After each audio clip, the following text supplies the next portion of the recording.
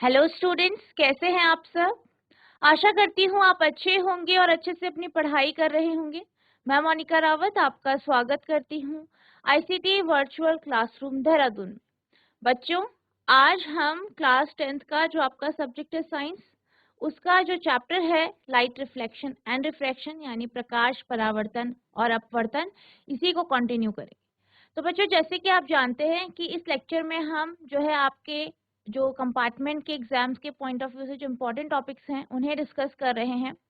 I hope जो भी हमने कल डिस्कस किया था, हमने कल जो है आपके जो मिरर होते हैं, दर्पण होते हैं, उनको डिस्कस किया था। दर्पण क्या होते हैं ये देखा था।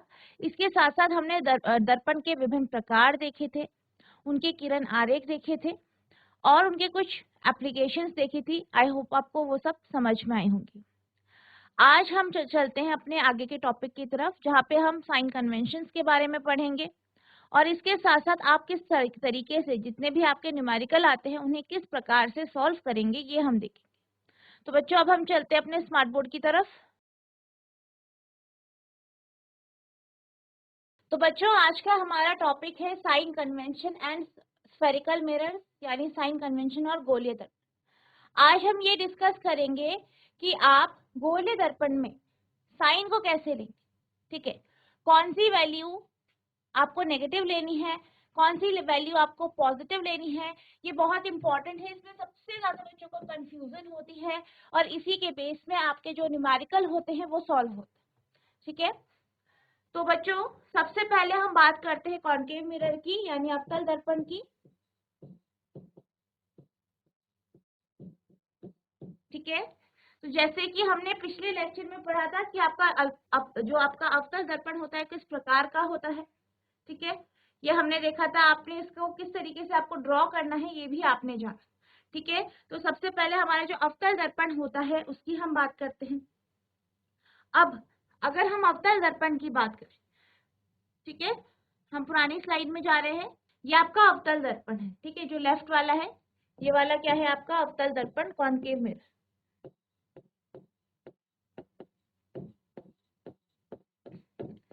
इसमें हमने बहुत सारी टर्म पढ़ी थी। हमने ये जाना था पोल यानी ध्रुव क्या होता है। ठीक है, फोकस क्या होता है, वक्रता केंद्र क्या होता है, वक्रता त्रिज्या क्या होती है और हमने प्रिंसिपल एक्सिस यानी मुख्य अक्ष क्या होता है ये भी जाना था। अब आप यहाँ पे देख सकते हैं, यहाँ पे हम किसकी बात करें, अवतल दर्पण। अब इस गोले का जो भाग है ये है, अब ये जानते हैं। अब यहाँ पे आपने देखा कि फोकस कहाँ आ रहा है, इस दर्पण के आगे, सेंटर ऑफ कर्वेचर। ठीक है, यानी वक्रता केंद्र कहाँ पे आ रहा है, इस दर्पण के आगे। रेडियस भी आप पोल से आगे की तरफ लेते हैं। ठीक है, तो जो भी जितनी भी टर्म्स जो है आपकी, जितनी भी जो भी आप ले रहे हैं वो अगर दर्पण के आगे, मिरर के फ्रंट पे है या दर्पण के आगे है तो उन सबको आप हमेशा नेगेटिव में लेते हैं। कैसे लेते हैं, नेगेटिव। यानी कि जब आप यहाँ पे, जैसे यहाँ पे आ जाएगा आपको focal length, F small F क्या दिखाता है, फोकल लेंथ। ठीक है, फोकल लंबाई, फोकल लंबाई यानी फोकस की पोल से दूरी। ठीक है, तो इसे आप किस में लेंगे, माइनस साइन के साथ लेंगे, नेगेटिव के साथ, माइनस साइन के साथ लेंगे। इसी तरीके से हमने ये पढ़ा था कि वक्रता त्रिज्या क्या होती है, पोल से वक्रता केंद्र की दूरी वक्रता त्रिज्या होती है। ये भी आपका दर्पण के आगे है तो इसे भी आप नेगेटिव साइन के साथ लेते हैं।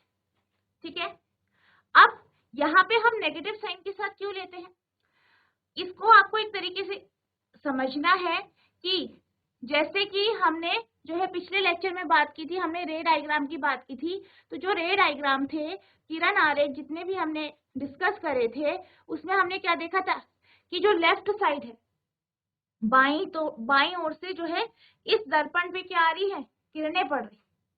तो जो किरणें हैं उसकी दिशा कैसी है, इस तरफ है। तो जो भी आप क्वांटिटी, जो भी क्वांटिटी है उसे अगर आप प्रकाश की किरण की दिशा में लेते हैं यानी इस दिशा में लेंगे तो हमेशा पॉजिटिव लें, और इसकी विपरीत दिशा में अगर लेंगे इस तरीके से तो नेगेटिव लें। देखिए आप, यहाँ पे हमने जो किरण की दिशा ली थी वो कुछ इस तरीके से ली थी, जो किरणें आ रही हैं इस तरफ आ रही हैं। ठीक है, तो यहाँ पे आप क्या करेंगे, पॉजिटिव लेंगे।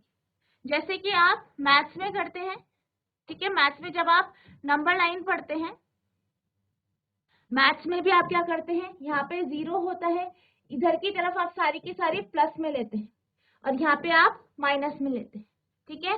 तो इसी तरीके से इस दर्पण के जो लेफ्ट साइड है, बाई और जितनी भी क्वांटिटी यानी पोल से इधर की तरफ आप जा रहे हैं, तो ये सारी की सारी आप नेगेटिव में लें। और इस दर्पण के जो पीछे होंगी, यानी इस दर्पण के इधर की तरफ जितनी भी क्वांटिटी लेंगे दर्पण से इस ओर यानी राइट साइड यानी दाहिनी ओर, तो ये आप हमेशा पॉजिटिव लेंगे। या आप ऐसे भी समझ सकते हैं, जिस दिशा पे किरणें पड़ती है, आती है, पड़ती है, उस दिशा में आपको पॉजिटिव लेना है और उसके विपरीत दिशा में नेगेटिव लेना, ठीक है। तो अगर हम बात करें अवतल दर्पण की, तो अवतल दर्पण में जो आपका फोकस होता है, ठीक है, यहाँ पे है। तो यानी अगर हम फोकल लेंथ यानी फोकल दूरी की बात करें, किसकी बात करें, फोकल लेंथ की, यानी फोकल दूरी की बात करें या फोकल लंबाई की बात करें, ठीक है, जो फोकल लंबाई है ये आपकी कैसी होगी, नेगेटिव होगी।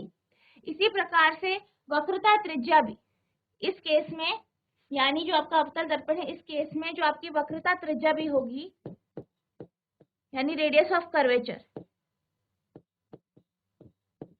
ये भी कैसी होगी, ये भी आपकी नेगेटिव होगी, ठीक है, ये भी आपकी नेगेटिव होगी। अगली बात, नेक्स्ट चीज क्या है, हम जब भी वस्तु को रखते हैं तो वस्तु कहाँ पे रखी जाती है, दर्पण के आगे, ठीक है। आप दर्पण के आगे वस्तु रखते हैं, हमने जितने भी किरण आरेख पढ़े उसमें हमने दर्पण के आगे वस्तु रखी, यहाँ पे वस्तु रखी, ठीक है। तो जहाँ पे वस्तु रखी जाती है, वस्तु की जो स्थिति है, ठीक है, उसको हम क्या कहते हैं, यू से रिप्रेजेंट करते हैं, ठीक है। और कहाँ से करते हैं, दर्पण से।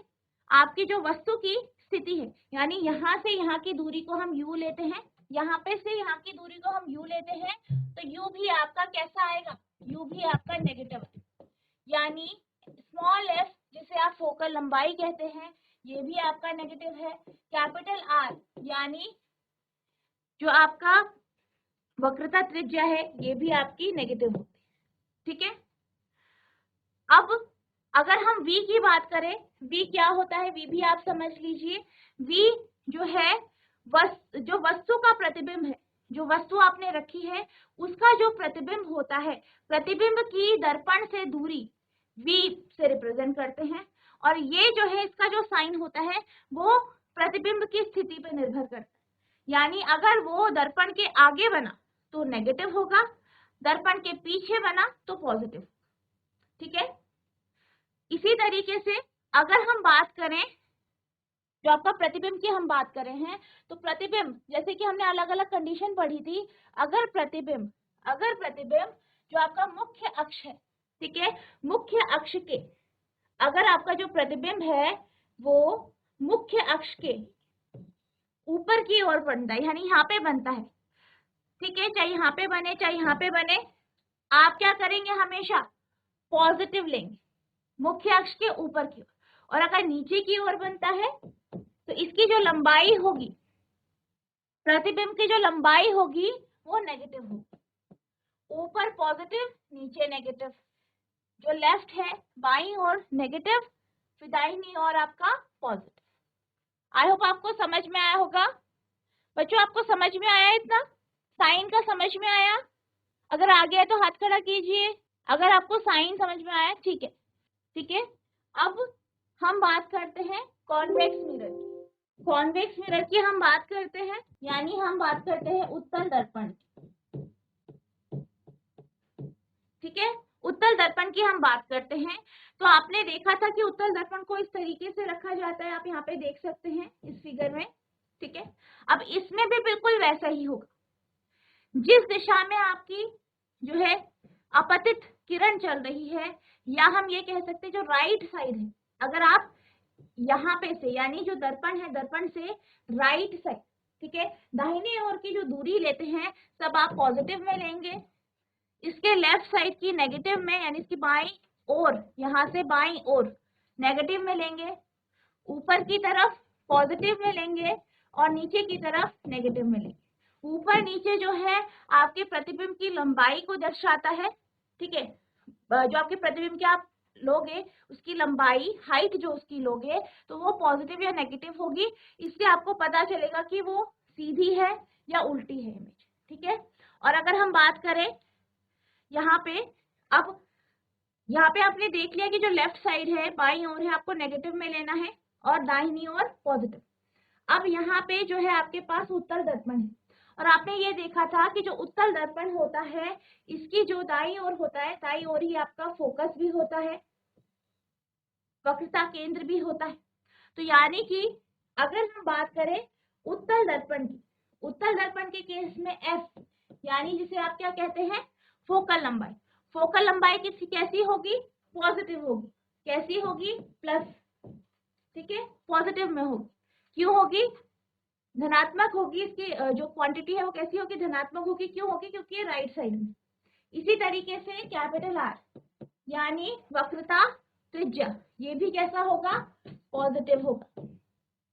वस्तु को आप दर्पण के आगे रखते हैं, यानी इस तरफ रख, वस्तु को आप इस तरफ रखते हैं, तो जो वस्तु की दूरी होगी यानी u की वैल्यू होगी वो नेगेटिव होगी। v की वैल्यू जो है वो प्रतिबिंब कहाँ पे बन रहा है इस पे निर्भर करती है, ठीक है। और अगर प्रतिबिंब ऊपर बनेगा तो उसकी जो लंबाई होगी वो पॉजिटिव होगी, और नीचे बनेगा यानी उल्टी इमेज बनेगी तो नेगेटिव होगी, ठीक है। इतना आई होप आपको समझ में आ गया होगा। दोनों में सेम ही है, बस ये है कि जो आपका कॉन्केव मिरर है, अवतल दर्पण है, यहाँ पे एफ और जो आपका आर है वो आपका नेगेटिव होगा। वहीं अगर हम कॉन्वेक्स लेंस यानी उत्तल दर्पण की बात करें, यहाँ पे एफ और आर आपका पॉजिटिव हो। अब हम बात करते हैं एफ और आर के बीच का संबंध, यानी फोकल लंबाई और जो वक्रता त्रिज्या है इनके बीच में क्या संबंध है, ठीक है। The relation between focal length f and radius of curvature r of a spherical mirror is that the focal length is equals to the half of the radius of curvature। यानी जब भी हम ये कहते हैं कि जो आपका गोलीय दर्पण है, ठीक है, गोलीय दर्पण की जो फोकल दूरी होती है जिसे आप स्मॉल f से दिखाते हैं, ठीक है, और जो वक्रता त्रिज्या होती है, वक्रता त्रिज्या जो होती है जिसे आप कैपिटल आर से जो है दर्शाते हैं, तो इनके बीच में रिलेशन क्या होता है कि जो आपका एफ होता है, ठीक है, जो आपका स्मॉल एफ होता है वो बराबर होता है r/2 के, स्मॉल एफ बराबर r/2, ठीक है। ये आपको ध्यान रखना है, इसे आप नोट डाउन करेंगे, ये इंपॉर्टेंट है, ये जो रिलेशन है बहुत इंपॉर्टेंट है, ठीक है। कई बार आपको r का मान दिया रहता है और फिर आपको जैसे कि आपका दर्पण सूत्र लगाना पड़ता है तो वहां पे आपको f चाहिए, तो आप इस तरीके से इस रिलेशन का यूज करके आप f का मान निकाल सकते हैं। अब हम चलते हैं मिरर फॉर्मूला की तरफ, यानी दर्पण सूत्र। तो बेसिकली जब भी हम दर्पण सूत्र की बात करते हैं तो दर्पण सूत्र हमें क्या दिखाता है कि जो वस्तु की दूरी है, वस्तु के प्रतिबिंब की दूरी है, और जो आपका दर्पण का फोकल लंबाई है, इनमें क्या संबंध है, ठीक है।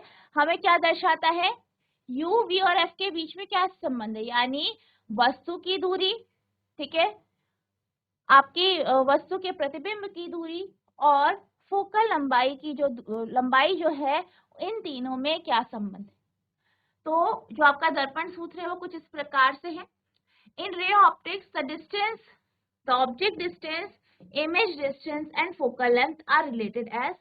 रे ऑप्टिक्स में वस्तु दूरी, प्रतिबिंब की दूरी और फोकल लंबाई इस तरीके से संबंधित है, 1/v प्लस 1/u बराबर 1/f, where u is the object distance, u क्या है, वस्तु की दूरी,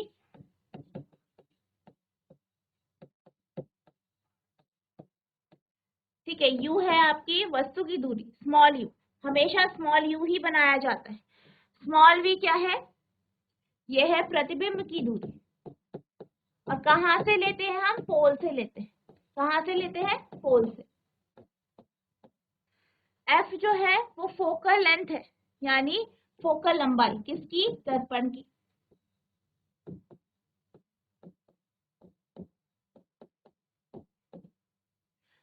आर क्या है? Radius of curvature of the spherical mirror. R जो है वो क्या है आपका? वक्रता त्रिज्या।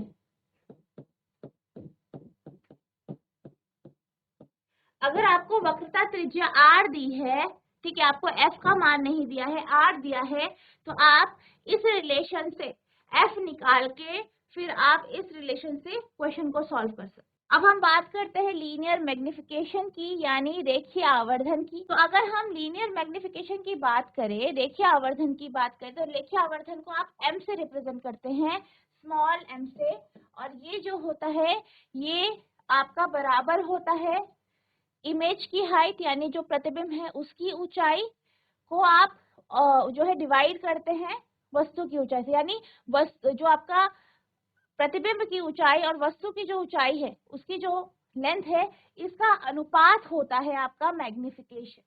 ठीक है, linear magnification produced by a spherical mirror is defined as the ratio of the size of the image form by the mirror to the size of the object. एक गोलीय दर्पण द्वारा निर्मित रेखीय आवर्धन दो दर्पण द्वारा निर्मित प्रतिबिंब के आकार और वस्तु के आकार के अनुपात के रूप में भी परिभाषित किया जाता है। तो यहाँ पे आप देख सकते हैं आई और ओ। हम नॉर्मली क्या करते हैं, जब भी हम वस्तु की आकार या उसकी जो लेंथ है, उसकी जो लंबाई है, उसको एच से रिप्रेजेंट करते हैं, और जो उसका इमेज है उसको हम एच डैश से रिप्रेजेंट करते हैं। यानी आप लिख सकते हैं कि m बराबर एच डैश अपॉन एच। ठीक है, आई और ओ की जगह हम इसका उपयोग करते हैं। ठीक है, आप इसका भी कर सकते हैं, उसका भी उपयोग कर सकते हैं। ठीक है, अब हम बात करते हैं कि यू वी के साथ इसका किस तरीके से रिलेशन है। तो अगर हम बात करें मैग्निफिकेशन की, तो मैग्निफिकेशन जो है वो बराबर होता है -v अपॉन यू के। ठीक है, ये दूसरा फॉर्मूला है मैग्निफिकेशन का, यानी आवर्धन का, रेखीय आवर्धन के बारे में हम पढ़ रहे हैं। और यहाँ पे जो आपका v है वो क्या है? वो आपका जो है प्रतिबिंब की दूरी है, जैसे मैंने अभी आपको बताया था।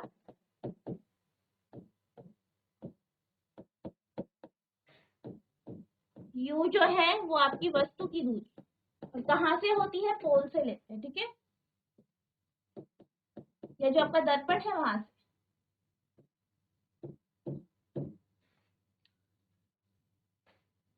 और यहाँ पे इस फॉर्मूले में आपको u और v का जो मान है वो हमेशा साइन के साथ रखना है, यानी चिन्ह लगा के रखना है। अगर u तो आपका हमेशा नेगेटिव ही होगा, तो आप माइनस में ही रखेंगे u। v आपका नेगेटिव है चाहे पॉजिटिव है, आप उसी प्रकार से रखें। ठीक है, अब है अगर m जो है वो छोटा है 1 से, 1 से छोटा है, तो इसका मतलब क्या है कि जो इमेज है, ठीक है, जो प्रतिबिंब है, उसका जो आकार है वो वस्तु के आकार से छोटा है। ठीक है, प्रतिबिंब का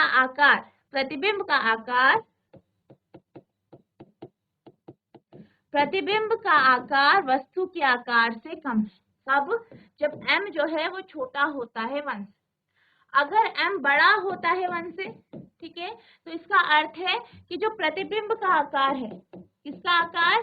प्रतिबिंब का आकार वो वस्तु के आकार से कैसा है? बड़ा है, यानी प्रतिबिंब वस्तु से बड़ा है।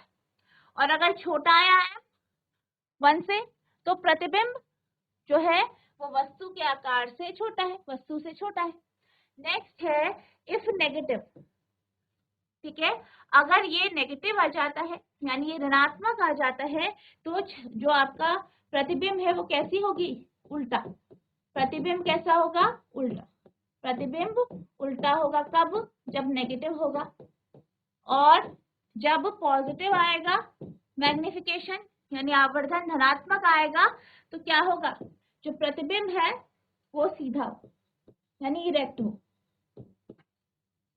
पॉजिटिव आया पॉजिटिव साइन के साथ, धनात्मक आया तो सीधा, ऋणात्मक आया तो उल्टा। ठीक है, आई होप आपको ये सारे के सारे फॉर्मूले समझ में आ गए होंगे। जीआईसी गजरौला, कोई एक बच्चा माइक ले लीजिए। Good morning ma'am. Good morning बेटा। आपको समझ में आया जितने हमने अभी जो हमने साइन के बारे में पढ़ा, फॉर्मूले देखे, आपको समझ में आया है? यस मैम आया। ठीक है, तो आप बैठ जाइए। अब हम क्वेश्चंस करेंगे, ठीक है। तो आपको बीच बीच में मैं आपसे कुछ क्वेश्चंस पूछूंगी आप सभी से, तो आपको रिस्पॉन्स करना है बीच में, ठीक है। आप बैठ जाइए, ओके। ठीक है। तो आपका जो क्वेश्चन है, ये क्वेश्चन जो है काफी इंपॉर्टेंट है क्योंकि न्यूमेरिकल इस चैप्टर से बनते हैं। बेटा आप बैठ जाइए। तो जो ये जो चैप्टर है, इससे जो है आपके न्यूमेरिकल क्वेश्चन काफी बनते हैं, ठीक है। तो आपको न्यूमेरिकल क्वेश्चन की प्रैक्टिस करनी है। तो ये आपका पहला क्वेश्चन है, a convex mirror used for rear view on an automobile has a radius of curvature of 3 metre. यानी किसी ऑटोमोबाइल में जो है पार्श्व दृश्य या जो पीछे का दृश्य है उसे देखने के लिए उपयोग होने वाला उत्तल दर्पण की वक्रता त्रिज्या 3 मीटर है, ठीक है। आपको क्या दिया गया है, जो आपका कॉन्वेक्स मिरर है, उत्तल दर्पण है, उसकी वक्रता त्रिज्या दी गई है जो कि कितनी है, 3 metre. If a bus is located at 5 metre from this mirror, अगर एक बस है और वो इस दर्पण से 5 मीटर की दूरी पर स्थित है, find the position, nature and size of the image. तो आपको प्रतिबिंब की स्थिति बतानी है कि प्रतिबिंब कहाँ पे होगा, उसकी प्रकृति बतानी है, नेचर यानी प्रकृति बतानी है, ठीक है। और उसका साइज यानी उसका साइज कितना, ठीक है। तो यहाँ पे आपको आर दिया गया है, ठीक है। बस कितनी दूरी पे ये दिया गया है दर्पण से, यानी आपको यू की वैल्यू दी गई है। वस्तु क्या है, यहाँ पे बस है, ठीक है। आपको क्या निकालना है, आपको निकालना है v, ठीक है। और इसका नेचर यानी आप मैग्निफिकेशन निकालें, m निकालें, ठीक है। तो सबसे पहले यहाँ पे आपको दिया गया है रेडियस ऑफ कर्वेचर यानी वक्रता त्रिज्या, ठीक है। तो हम सबसे पहले लिख लेते हैं क्या क्या दिया गया है हमें। तो हमें सबसे पहले दिया गया है रेडियस ऑफ कर्वेचर, ठीक है, यानी वक्रता त्रिज्या दी गई है।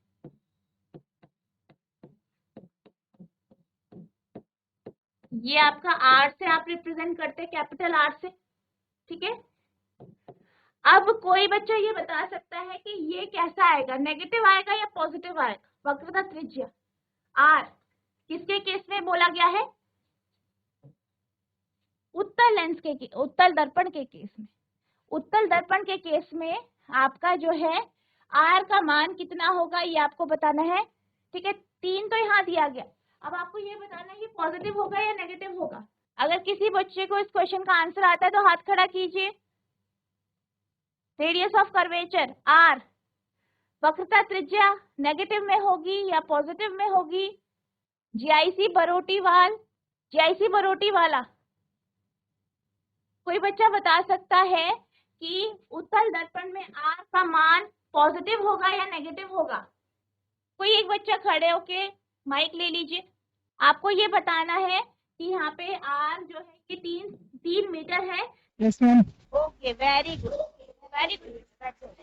तो यहाँ पे आपका जो आर है, आर का जो मान है वो कैसा होगा, पॉजिटिव होगा, ठीक है, +3 मीटर, ठीक है। अब आपको क्या दिया गया है, आपको यू दिया गया, ठीक है, ये यू है, ठीक है। यू का मान यानी ऑब्जेक्ट डिस्टेंस दी गई है,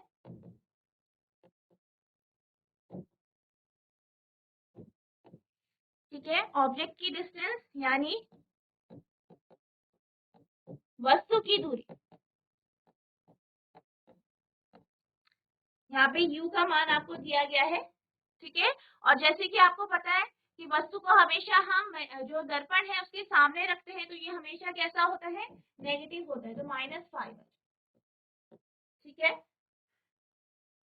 आपको यहाँ पे क्या निकालना है, v निकालना है, यानी प्रतिबिंब की दूरी निकाली है, ठीक है। और आपकी प्रकृति है तो आपको हाइट भी निकालनी है और m भी आप निकाल। अब यहाँ पे आपको क्या दिया गया है, r दिया गया, क्वेश्चन में आपको r दिया गया है, यहाँ पे आपके पास u है, ठीक है। आपको v निकालना है। तो आप इसके लिए जो आपका दर्पण सूत्र है या मिरर फॉर्मूला है, इसका उपयोग करेंगे। 1/v प्लस 1/u बराबर 1/f, इसका आप उपयोग करेंगे। ठीक है, इसका यूज करेंगे। तो यहाँ पे आपको क्या चाहिए, f, और f का रिलेशन हमने क्या देखा था, f equals to r/2।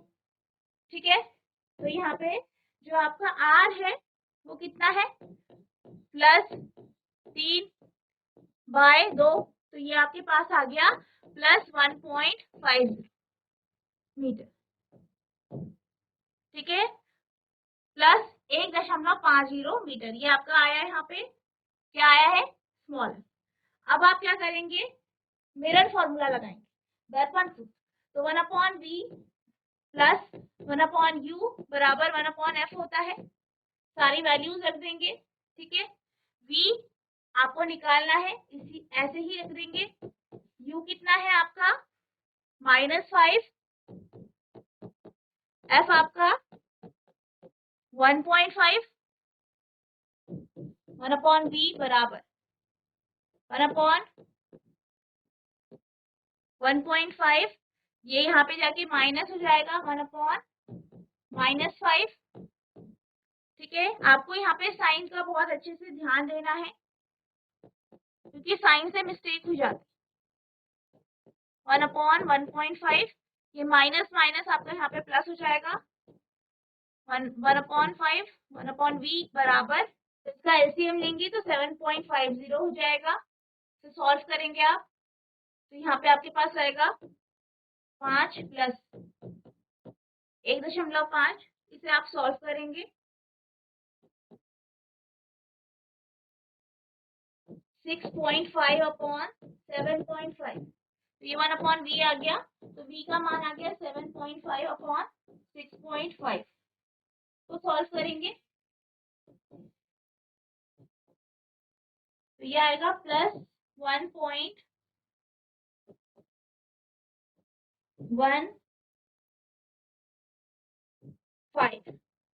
Metre.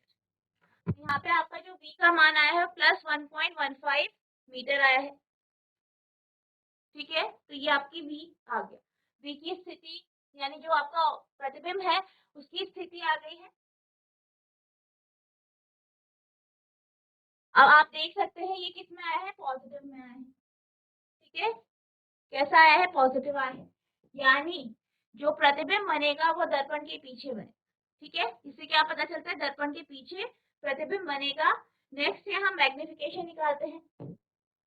ठीक है, तो मैग्निफिकेशन का फॉर्मूला यानी आवर्धन का जो फॉर्मूला है वो हमने क्या देखा है, H'/H या इमेज की जो प्रतिबिंब है उसका आकार बटा आपका जो वस्तु है उसका आकार।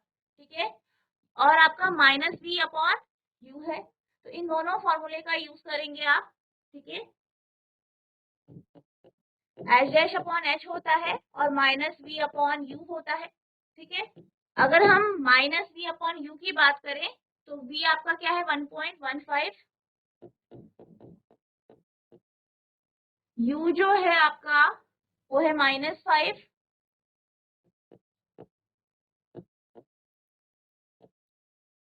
तो ये हो जाएगा आपका 0.23 प्लस 0.23 या उसका मैग्निफिकेशन आ।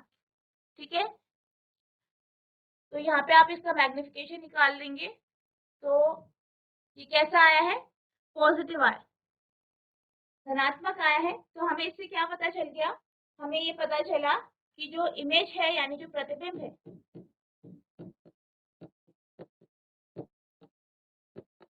वो कैसा है, आभासी है।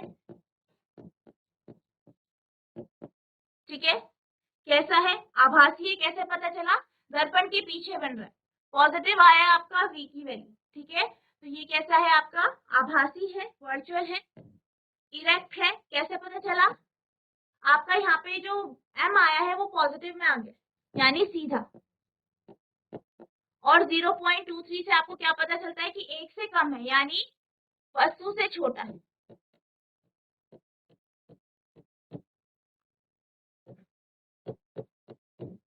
ठीक है, तो आपकी जो इमेज आई है, इमेज कैसी आई है? वर्चुअल यानी आभासी, इरेक्ट यानी सीधा और वस्तु से छोटा। अब हम चलते हैं अगले क्वेश्चन की तरफ। तो आपका अगला क्वेश्चन है, an object 4 centimetre in size is placed at 25 centimeter in front of a concave mirror of focal length 15 centimeter। यानी एक वस्तु है, ठीक है, इसका आपको साइज दिया गया है 4 सेंटीमीटर और इसको दर्पण के आगे रखा गया है 25 सेंटीमीटर। इस वस्तु को दर्पण के आगे 25 सेंटीमीटर पे रखा गया है, यानी आपको यू का मान यहाँ पे दिया गया है, एच दिया गया है, ठीक है, ऑफ फोकल लेंथ 15 सेंटीमीटर। और ये 15 सेंटीमीटर क्या है? फोकल लंबाई है किसकी? कॉन्केव मिरर की, यानी अवतल दर्पण की। तो ये आपका जो है ये एफ हो गया। At what distance from the mirror should a screen be placed in order to obtain a sharp image. आपको ये बताना है कि आप जो है पर्दे को, ठीक है, पर्दे को यानी स्क्रीन को दर्पण से कितनी दूरी पे रखे ताकि प्रतिबिंब जो है वो काफी सही आए, मतलब साफ प्रतिबिंब मिले। कोई 4 सेंटीमीटर साइज का बिंब किसी 15 सेंटीमीटर फोकस दूरी के अवतल दर्पण से 25 सेंटीमीटर दूरी पर रखा गया है। दर्पण से कितनी दूरी पर किसी पर्दे को रखा जाए कि स्पष्ट प्रतिबिंब प्राप्त हो? प्रतिबिंब की प्रकृति तथा साइज ज्ञात कीजिए। तो सबसे पहले आप क्या करेंगे, इसमें जो भी आपको इंफॉर्मेशन दी गई है वो लिख लेंगे। यहाँ पे एच आपको दिया गया है, ठीक है, एच दिया गया है, आपको यू दिया गया है, एफ दिया गया है, ये आप लिख लेंगे, ठीक है। तो यहाँ पे जो एच है ये तो आपका पॉजिटिव में ही होगा, ठीक है, यू आपका नेगेटिव होगा, आप जानते हैं क्यों होगा, क्योंकि ये दर्पण के आगे रखा जाता है। वस्तु को दर्पण के आगे रखा जाता है, इसलिए दर्पण की वस्तु की जो दूरी है, ठीक है, यू का जो मान है वो नेगेटिव में होता है। अगला है आपका फोकल लेंथ, और किसका बोला है? ये बोला है आपका अवतल दर्पण का।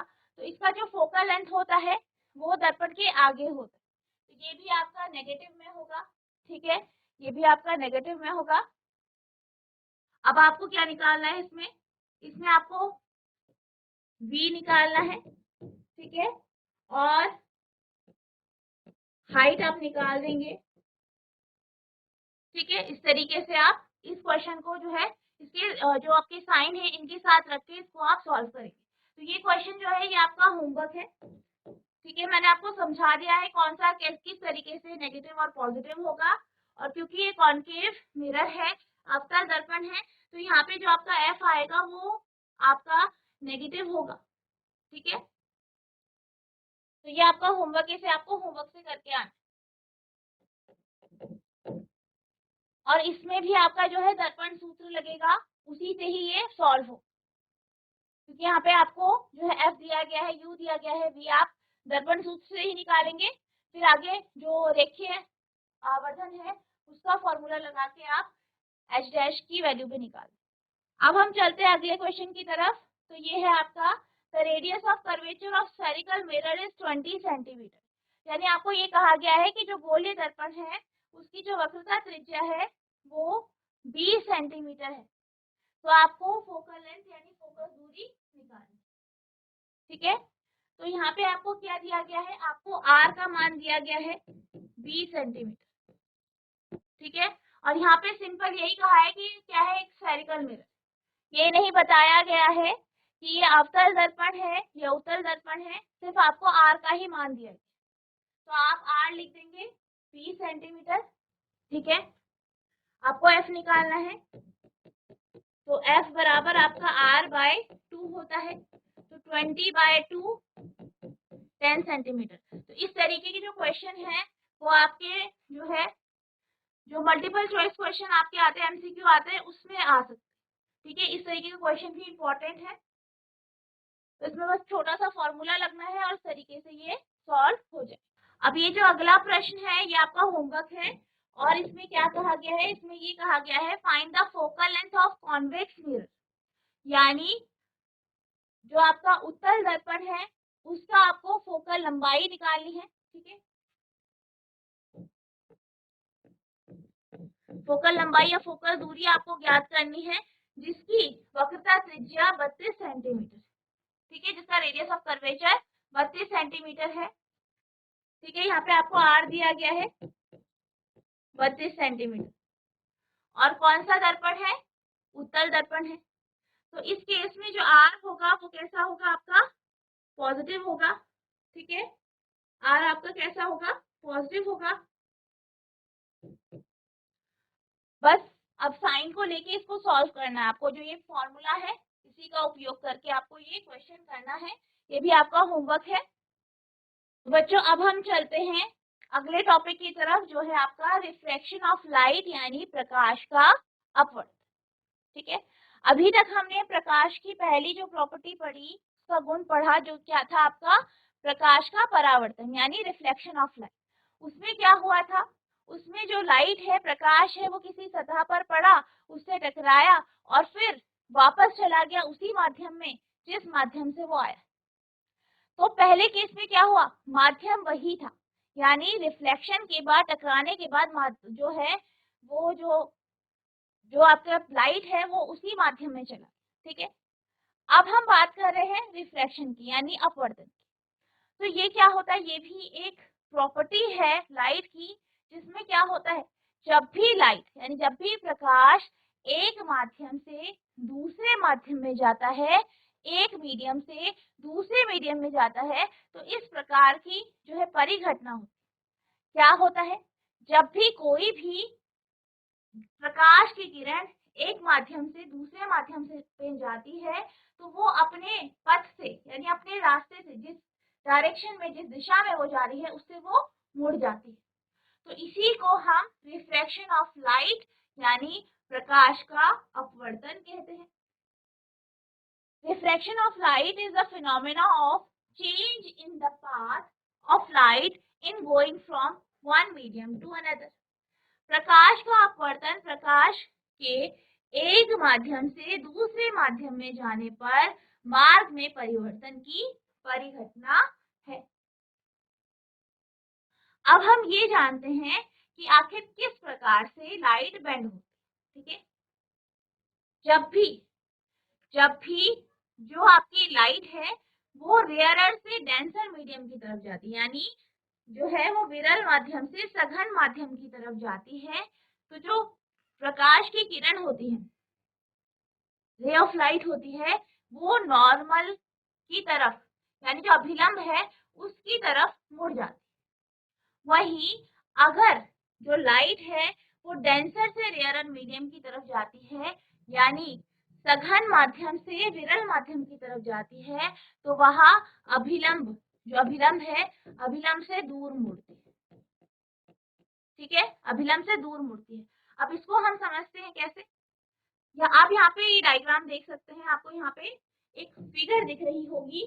ठीक है, तो सबसे पहले हम ये देखते हैं कि आखिर रिफ्लेक्शन ऑफ लाइट, जो मैंने कहा कि जो लाइट है, प्रकाश है, वो अपने पथ से मुड़ जाता है जब वो एक माध्यम से दूसरे माध्यम में जाता है, तो वो कैसे होता है। ठीक है, अब आप यहाँ पे देख सकते हैं, यहाँ पे आपके पास प्रकाश की किरण है। ठीक है, एओ, जो कि आपकी आपतित किरण है यानी इंसिडेंट, आपतित किरण यानी इंसिडेंट रे है।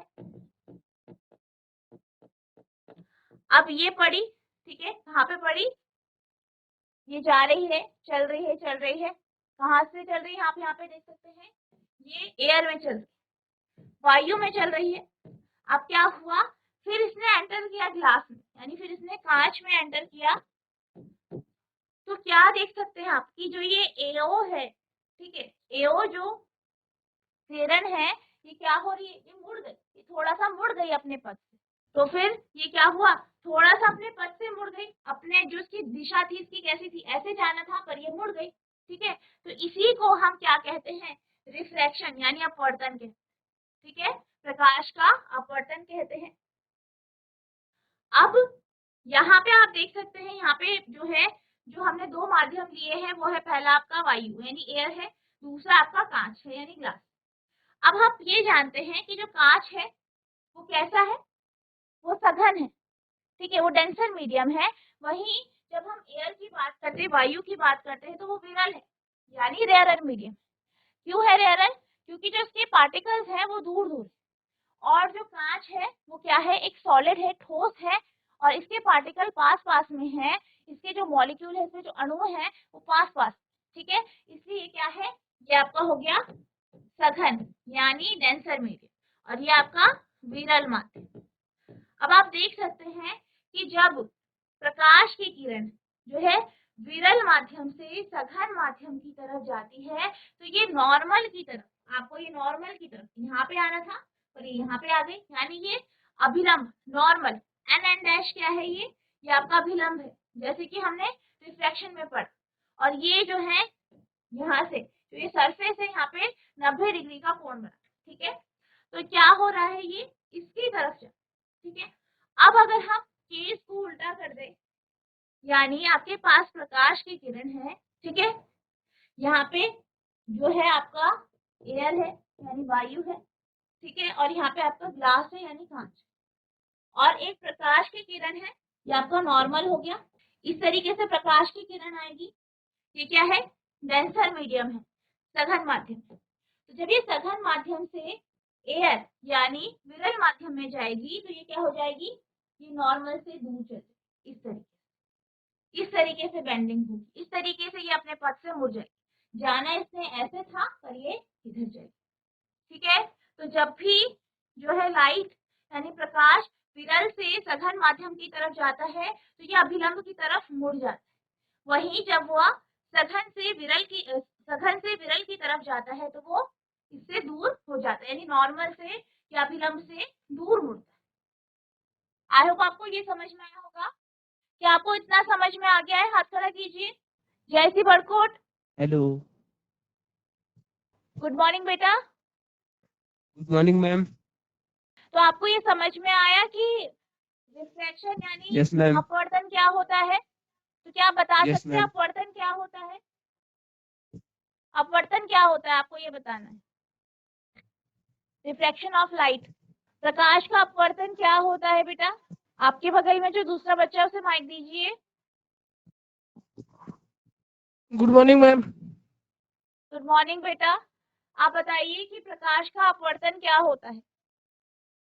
जब प्रकाश किरण एक पारदर्शी माध्यम से दूसरे पारदर्शी माध्यम में जाती है तो अपने मार्ग से विचलित हो जाती है। विचलन की ठीक इस है, घटना को विचलन की इस घटना को प्रकाश का अपवर्तन कहते हैं। ठीक है, वेरी गुड। विचलन होती है, मुड़ती है? विचलन। ठीक है, बैठ जाइए। अपवर्तन मतलब कि जब भी किरण एक माध्यम से दूसरे माध्यम में जाती है, तो वो अपने पथ से क्या हो जाती है, मुड़ जाती है, ठीक है।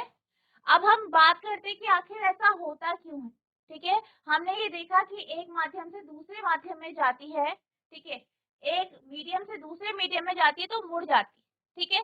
तो कभी वो क्या होता है, अभिलंब की तरफ मुड़ती है, कभी अभिलंब से दूर मुड़ जाती है। तो ऐसा क्यों होता है? ऐसा इसलिए होता है क्योंकि जो आपके ये जो मीडियम होते हैं, ठीक है, ये जो मीडियम है, ये जो माध्यम है, इनमें जो अणु है, जो पार्टिकल्स हैं, वो जो आपका सघन माध्यम होता है उसमें ज्यादा पास पास होते हैं, वही विरल माध्यम में दूर दूर होते हैं।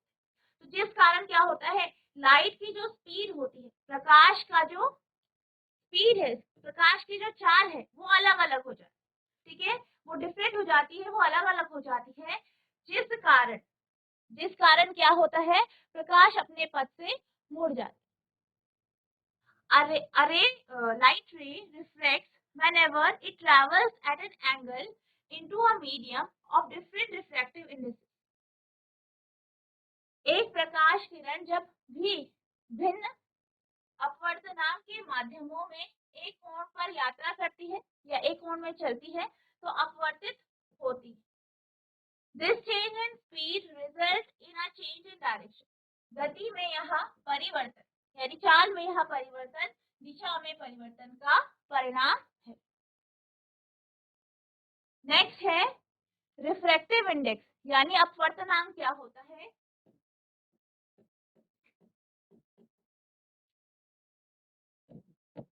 अब हम बात करते हैं अपवर्तनांक की।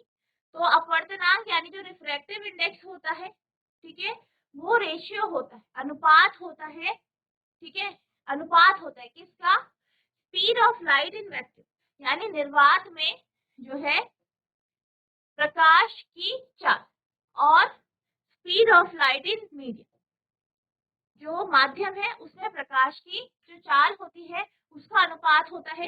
इसे आप n से भी रिप्रेजेंट कर सकते हैं, म्यू से रिप्रेजेंट करते हैं, म्यू बराबर c अपॉन v, चाहे आप ऐसे रिप्रेजेंट करें चाहे ऐसे। नेक्स्ट है लॉज ऑफ रिफ्रैक्शन, ठीक है, अपवर्तन के नियम। तो हम अब बात करते हैं अपवर्तन के नियमों की। तो पहला जो नियम है वो है the incident ray, refracted ray and the normal to the interface of two medium at the point of incidence or light on the same। अपतित किरण, अपवर्तित किरण और अपतन बिंदु पर दो मीडियम के इंटरफेस के लिए जो आपका अभिलंब होता है सभी एक ही तल में होते हैं। यानी कि जैसे कि आपने यहाँ पे देखा, ठीक है, यहाँ पे आपने देखा कि जो आपकी ये क्या है, अपतित किरण है, ये क्या है, अपवर्तित किरण, ठीक है, और ये नॉर्मल है, ठीक है, यानी अभिलंब है। तो ये सब कहाँ पे है, एक ही तल पे हो। तो पहला इसका नियम ये है, ये भी एक इम्पोर्टेंट टॉपिक है, ठीक है, इसको आपको ध्यान से जो है लर्न करना है। नेक्स्ट है स्नेल लॉ, दूसरा जो नियम है इसका क्या है, स्नेल लॉ। और स्नेल लॉ क्या कहता है, sine I upon sine R equals to n2 upon n1 equals to 1n2, या फिर sine I upon sine R आप n की जगह म्यू लिख सकते हैं, म्यू2 अपॉन म्यू1 बराबर 1 म्यू2। म्यू2 और म्यू1 जो है ये क्या है, ये रिफ्रैक्टिव इंडेक्स है, अपवर्तनांक है दोनों माध्यमों, ठीक है। अब हम बात करते हैं कि जो रिफ्रैक्शन है, अपवर्तन है, ये कब नहीं होता है। पहला है light is incident normally on the boundary, जब भी प्रकाश को, ठीक है, प्रकाश को हम जो है कैसे डालते हैं, सीधा, यानी नॉर्मली डाल देते हैं, ठीक है, नॉर्मली डालते हैं, इस तरीके से हम डाल देते हैं, किसी कोण से नहीं डालते बल्कि इस तरीके से सीधा डाल देते हैं, क्योंकि सरफेस से 90 डिग्री का कोण बना रहा है, तब जो है आपका अपवर्तन नहीं होता। दूसरा यह है कि जब दोनों माध्यमों का जो अपवर्तनांक है वो समान होता है तब भी अपवर्तन नहीं होता, यानी जब प्रकाश की किरण एक माध्यम से दूसरे माध्यम में जा रही है और दोनों का अपवर्तनांक बराबर है, दोनों का रिफ्रैक्टिव इंडेक्स बराबर है, तब भी रिफ्रैक्शन नहीं होता, ठीक है। अब हम बात करते हैं, अब हम बात कर रहे हैं गोलीय लेंस, ठीक है, पिछले लेक्चर में हमने गोलीय दर्पण पढ़े, अब हम गोलीय लेंस की बात करते हैं, ये भी काफी इंपॉर्टेंट टॉपिक है आपका, ठीक है।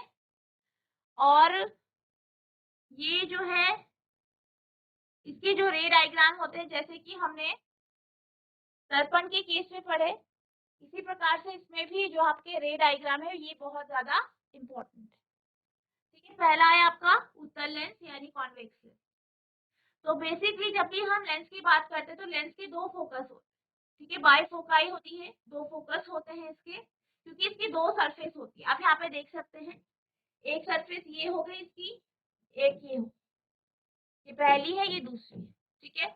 तो अगर हम कॉन्वेक्स लेंस की बात करें यानी उत्तल लेंस की बात करें तो ये क्या है, एक कन्वर्जिंग लेंस है, यानी अभिसारी लेंस है, क्योंकि इस पे जितनी भी रेस पड़ती है, जितनी भी किरणें पड़ती हैं, ठीक है, जो भी पैरेलल या समानांतर किरणें पड़ती हैं, उसे ये क्या करता है, एक बिंदु पे कन्वर्ज कर देता है, ठीक है, फोकस पे कन्वर्ज कर देता है, जैसे कि हमने किसकी बात की थी, मिरर की बात। नेक्स्ट है आपका कॉनकेव लेंस यानी अवतल लेंस, का शेप आप देख सकते हैं, इस तरीके से आप इसे ड्रॉ करेंगे, ये आपका अपसारी लेंस होता है, ठीक है, डाइवर्जिंग लेंस कहते हैं, क्यों कहते हैं, क्योंकि अगर इस पे हम समानांतर किरणें डालें इस तरीके से तो ये क्या हो जाती है, डाइवर्ज हो जाती है, ठीक है, इस तरीके से डाइवर्ज होती है। वहीं अगर हम बात करें कन्वर्जिंग लेंस की, तो यहाँ पे जब हम किरणें डालते हैं जो कि समानांतर है, तो ये क्या होती है, ये फोकस में मिल जाती है।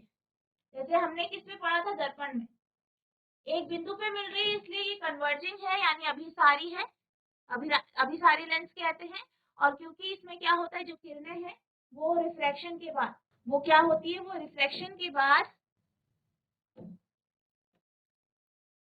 इस तरीके से क्या हो जाती है, डाइवर्ज हो जाती है, इसलिए इसे हम अपसारी लेंस। अब हम बात करते हैं प्रिंसिपल फोकस और फोकल लेंथ की। ठीक है, फोकल लेंथ यानी मुख्य फोकस, फोकल लंबाई, और हम फोकस की बात करते हैं। तो अगर हम बात करें पहले केस की, ये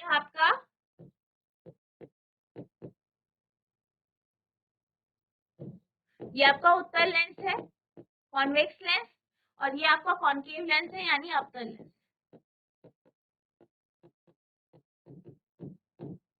तो आप यहाँ पे भी देख सकते हैं कि जो आपका उत्तल लेंस है उसे हम क्या कहते हैं, उसे हम अभिसारी लेंस कहते हैं। ठीक है, और यहाँ पे क्या होता है, जितनी भी इस पे पैरेलल रेज यानी समानांतर किरणें पड़ती हैं वो अपवर्तन के बाद एक बिंदु पे मिल जाती है। ठीक है, जिसे हम इसका फोकस कहते हैं। ठीक है, ये इसका फोकस है, और इस दर्पण से जो फोकस की दूरी है उसे हम फोकल लेंथ यानी फोकल लंबाई कहते हैं।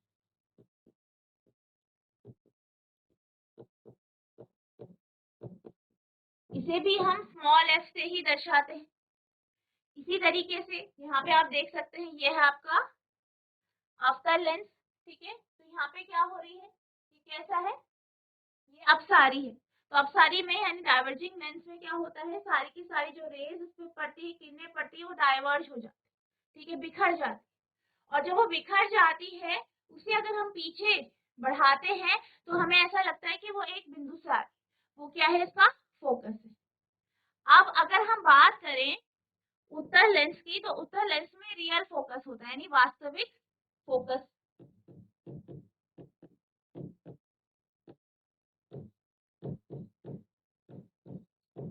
वहीं अवतल लेंस में आपका वर्चुअल फोकस होता है यानी आभासी फोकस।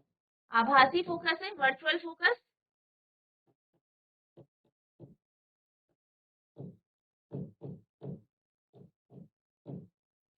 वास्तविक फोकस क्यों कहते हैं, क्योंकि यहाँ पे वास्तविक रूप में सारी की सारी जो किरणें हैं वो एक बिंदु पे मिलती है।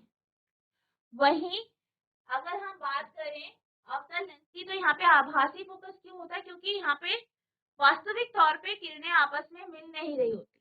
ठीक है, इस बिंदु पे नहीं मिल रही होती, फोकस पे वास्तविक तौर पे नहीं मिलती है, हमें ऐसा लगता है कि यहाँ पे मिल रही। ठीक है, तो इसका वर्चुअल फोकस होता है, जिसका आपका अवतल लेंस का, और उत्तल लेंस का जो है वास्तविक यानी रियल फोकस हो। ये बस आपको कॉन्सेप्ट इनको समझना है। ठीक है, अब हम चलते हैं रूल्स में कि वो नियम क्या है जिसके अनुसार आप जो है उत्तल लेंस यानी कॉन्वेक्स लेंस में आप जो है रे डायग्राम यानी किरण आरेख बनाए। तो पहला, ये आपकी फिगर पहली है, ये दूसरी है, और ये तीसरी।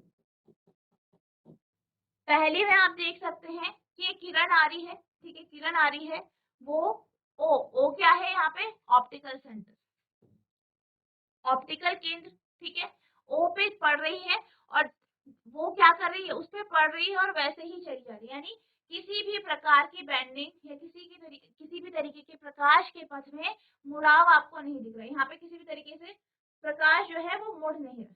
ठीक है, सेकंड जो है, यहाँ पे जो है आपकी जो प्रकाश की किरण है, ठीक है, प्रकाश की जो किरण है वो समानांतर है किसके, मुख्य अक्ष के। ठीक है, वो आती है, वो पढ़ती है, फिर पढ़ने के बाद वो कहाँ से चल जाती है, फोकस। ठीक है, तीसरा, अगर जो प्रकाश की किरण है वो एक फोकस से आती है तो वो अपवर्तन के बाद जो है मुख्य अक्ष के समानांतर हो।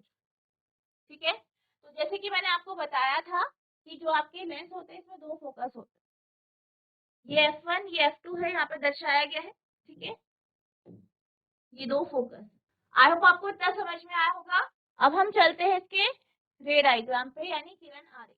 आपको इतना समझ में आ गया है जितना मैंने अभी पढ़ाया है? तो हाथ खड़ा कीजिए। जयसी रुद्रप्रयाग, आपको इतना समझ में आया बेटा जितना अभी तक हमने अपवर्तन के बारे में समझा? अब यहाँ पे हम किरण आरेख के बारे में समझ रहे हैं, ठीक है। तो पहला जो केस है, यहाँ पे हमने वस्तु को इंफिनिटी पे यानी अनंत पे रखा है। वस्तु कहाँ पे है? अनंत पे, ठीक है। पहले केस में वस्तु अनंत पर है, और मैंने आपको बताया था पिछले लेक्चर में कि जब भी कोई वस्तु अनंत पे होती है, वहां से प्रकाश की किरणें आती हैं, तो वो कैसी होती है? पैरेलल होती है, यानी समानांतर होती है। अब ये जो किरणें हैं ये आ रही है अनंत से, ठीक है, ये समानांतर है, और जो आपका मुख्य अक्ष है उसके समानांतर है। फिर ये लेंस पे पड़ती है, और ये लेंस कौन सा है? आपका उत्तल लेंस। तो ये कैसा लेंस है? उत्तल लेंस है। तो यहाँ पे क्या होता है? लेंस पे पड़ने के बाद आप देख सकते हैं सारी की सारी जो है एक बिंदु पे मिलती है, जो कि आपका F2 है, यानी फोकस, ठीक है। यानी जब भी आपकी वस्तु अनंत पे होती है तो प्रतिबिंब कहाँ पे बनता है? प्रतिबिंब आपका फोकस पे बनता है। प्रतिबिंब कहाँ पे बनता है? फोकस पर, ठीक है, फोकस पर बनता है। अब अगर हम इसके नेचर की बात करें, ठीक है, इसकी प्रकृति की बात करें, तो जो आपका प्रतिबिंब है वो कैसा है? वो आपका प्रतिबिंब जो है वो है बिंदु के आकार का। ये आप देख सकते हैं कि बिंदु पे सारी की सारी जो रेस है वो मर्ज हो रही है बिंदु के आकार का,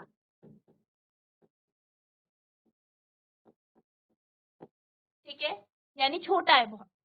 नेक्स्ट है रियल है। रियल है यानी वास्तविक प्रतिबिंब है। क्यों है वास्तविक? क्योंकि वास्तविक तौर पे सारी की सारी किरणें एक बिंदु पे मिल रही है, जिसके कारण प्रतिबिंब बन रहा है, ठीक है।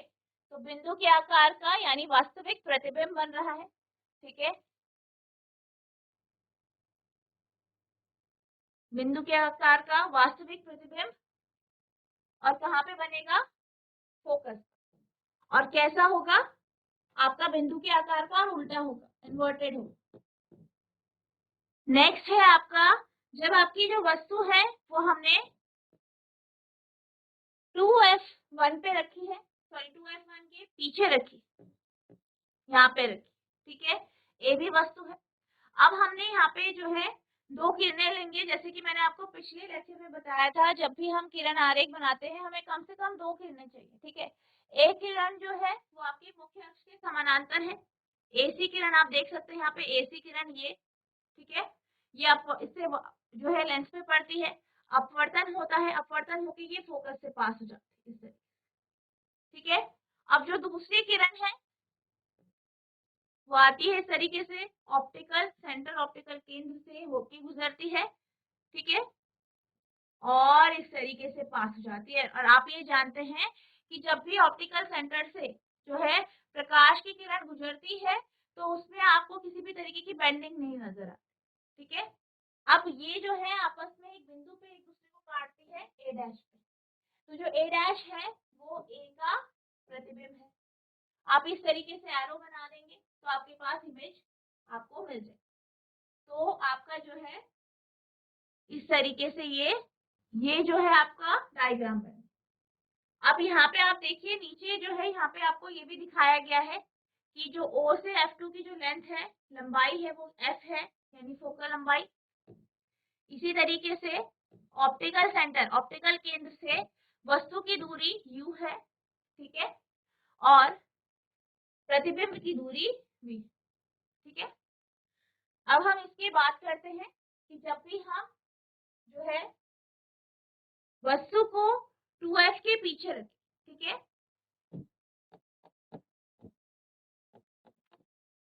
पीछे, ठीक है, वस्तु कहाँ पे है? वस्तु की स्थिति कहाँ पे है?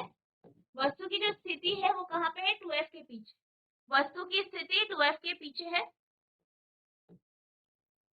ठीक है, 2F के पीछे है। तो जो आपका प्रतिबिंब होगा, प्रतिबिंब की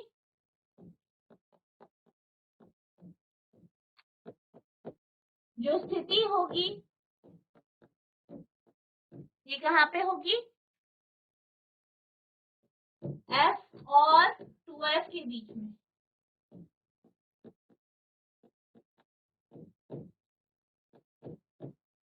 ठीक है, F और 2F के बीच में प्रकृति कैसी होगी इसकी, वास्तविक। ठीक है, प्रकृति कैसी होगी, वास्तविक। क्यों होगी कि क्योंकि वास्तविक तौर पे जो जो किरणें हैं वो एक दूसरे को काट रही है और प्रतिबिंब बना। दूसरा उल्टा यानी इन्वर्टेड, देख सकते हैं आप, आपको दिखाई दे रहा है साफ साफ कि जो इमेज है, जो प्रतिबिंब है वो उल्टा है। और तीसरा ये जो होगा छोटा हो, यानी वस्तु से छोटा प्रतिबिंब बने। ठीक है, तो ये क्या हो गया, ये प्रकृति हो गई। आप प्रकृति लिखेंगे उसके सामने वास्तविक, उल्टा और छोटा। ठीक है, तो इस तरीके से ये आपका पहला और दूसरा रे डायग्राम कंप्लीट हो। ये इंपॉर्टेंट टॉपिक है, रे डायग्राम बहुत इंपॉर्टेंट है, चाहे वो आपका लेंस हो, ठीक है, या आपका दर्पण हो, दोनों केस में जो है आपके रे डायग्राम, किरण आरेख बहुत इंपॉर्टेंट है। अब हम चलते हैं अगले केस पे। तो अगला केस है आपका जब वस्तु आपकी 2F पे। ठीक है, आप यहाँ पे देख सकते हैं AB वस्तु है और ये कहाँ पे है, 2F पे है। ठीक है, 2F पे है। अब ये जो वस्तु है, ठीक है, ये जो ऑब्जेक्ट है, इससे भी हम दो किरणें देखेंगे कि यहाँ से दो किरणें निकल रही है। एक जो किरण है वो AM है जो कि समानांतर है आपके मुख्य अक्ष के।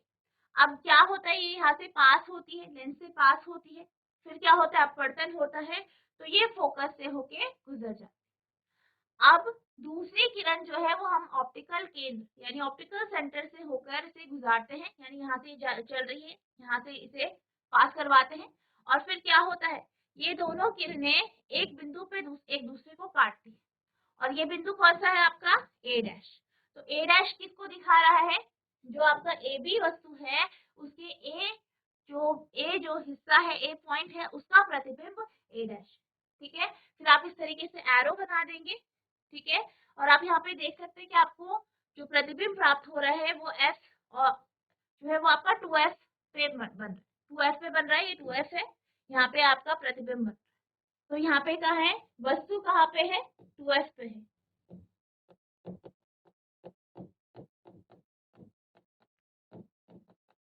ठीक है, तो प्रतिबिंब कहाँ पे है, प्रतिबिंब की स्थिति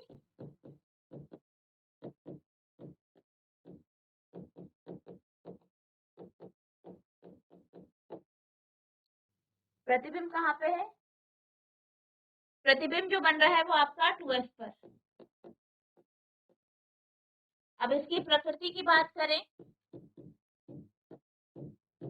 तो आप देख सकते हैं रियल है, क्योंकि वास्तविक तौर पे किरणें आपस में एक दूसरे को काट रही हैं और प्रतिबिंब बन रहा है, तो आपका रियल यानी वास्तविक प्रतिबिंब। उल्टा है प्रतिबिंब यानी इन्वर्टेड, उल्टा और कैसा होगा, वस्तु के आकार का।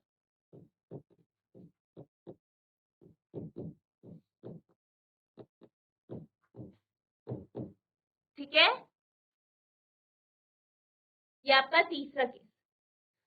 अब हम चलते हैं अगले केस की तरफ, चौथे केस की तरफ।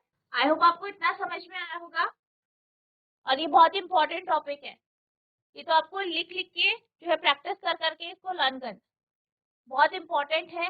जितने भी रे डायग्राम है बहुत ज्यादा इंपॉर्टेंट है, इसके साथ साथ जितने आपके न्यूमेरिकल बनते हैं, जितने फॉर्मूले हैं वो भी बहुत इंपॉर्टेंट है। नेक्स्ट फोर्थ केस है जब वस्तु को F और 2F के बीच में रखा जाए।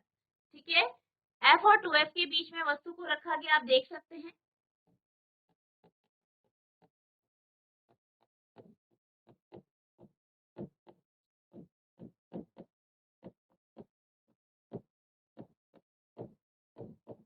वस्तु कहाँ पे है, F और 2F के बीच में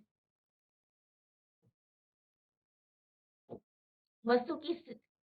अब यहाँ से भी हम इसी तरीके से दो किरणें लेंगे, एक जो है आपकी मुख्य अक्ष के समानांतर है, वो लेंस से पास होके अपवर्तन होके वो फोकस से पास हो जाए, ठीक है, जो कि आपकी एम किरण है।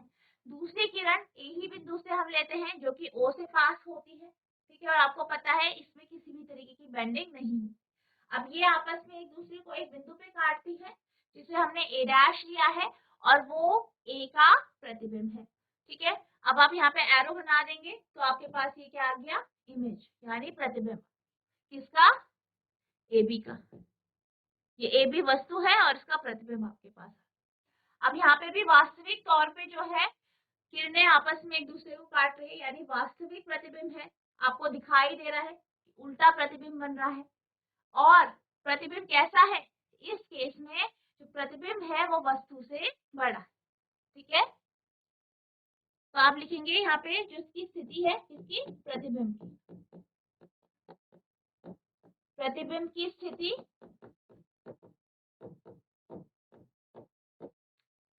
तो प्रतिबिंब की स्थिति कहाँ पे है, 2f के बियॉन्ड यानी 2f के पीछे।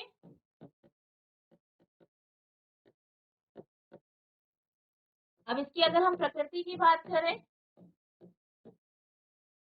तो कैसा है, वास्तविक,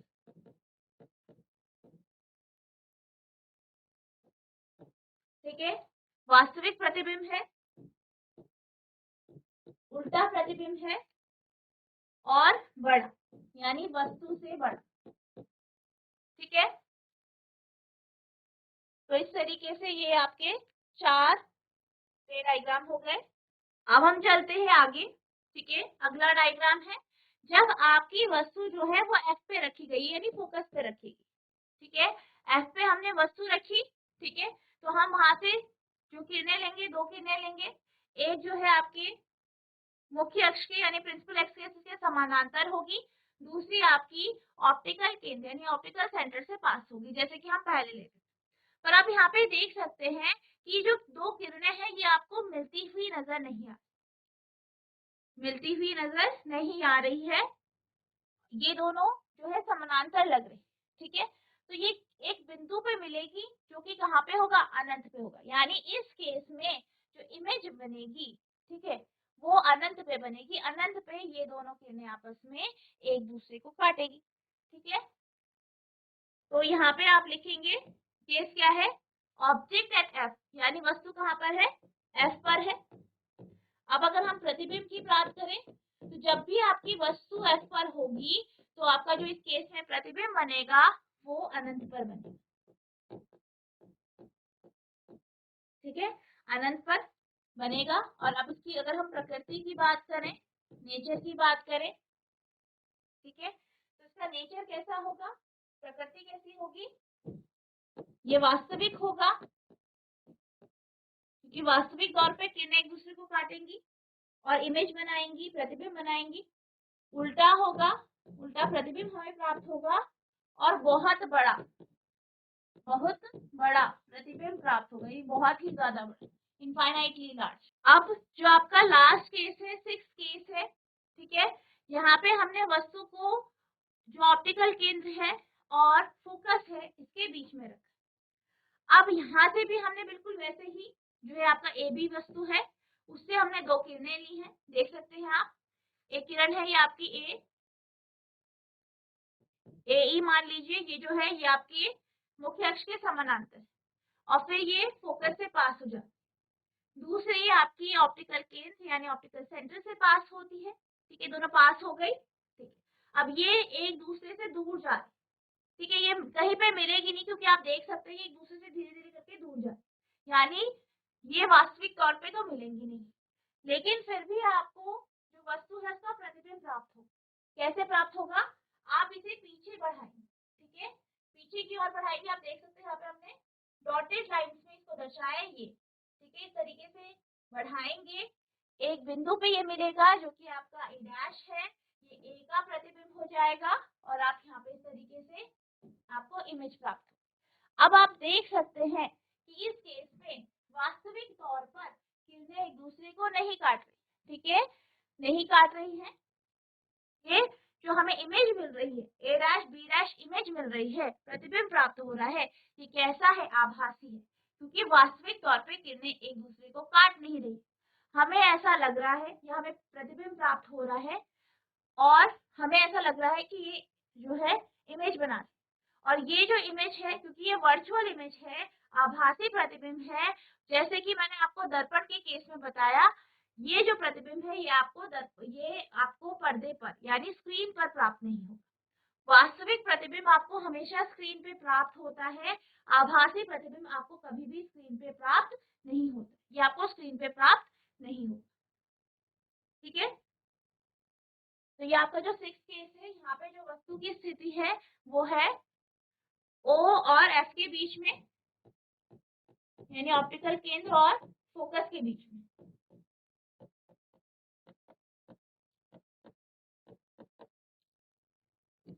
प्रतिबिंब, अगर हम बात करें प्रतिबिंब की स्थिति की, तो प्रतिबिंब कहाँ पे बनेगा आपका? जिस तरफ वस्तु है उसी तरफ। ठीक है, जिस तरफ या जिस तरफ वस्तु है, जहाँ पे आपने वस्तु रखी है उसी तरफ या उसी साइड में आपको मिले। ठीक है, वहीं पे आपको प्रतिबिंब प्राप्त होगा। अब अगर हम इसकी नेचर की बात करें, इसकी प्रकृति की बात करें, तो प्रतिबिंब कैसा होगा? आभासी यानी वर्चुअल।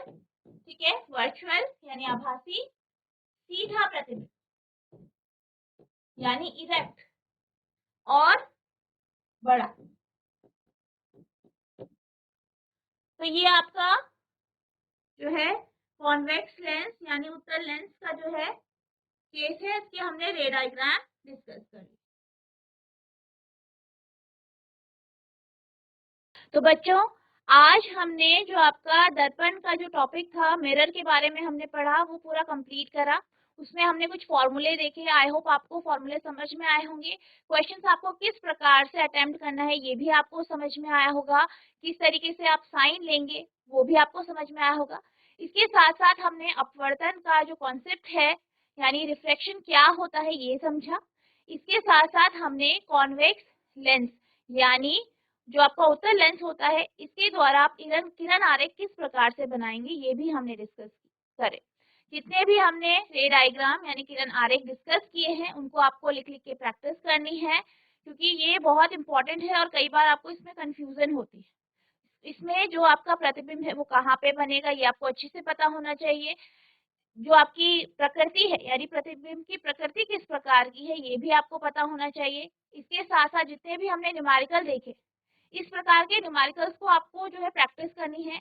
जितने भी आपके एनसीईआरटी की बुक में न्यूमेरिकल है उनको आपको खुद करने की कोशिश करनी है। अगर आपको किसी भी प्रकार की कोई भी प्रॉब्लम होती है तो आप नेक्स्ट लेक्चर में पूछ सकते हैं। तो बच्चों, आज के लिए बस इतना ही। मिलते हैं अब नेक्स्ट सेशन में। तब तक के लिए thank you and have a nice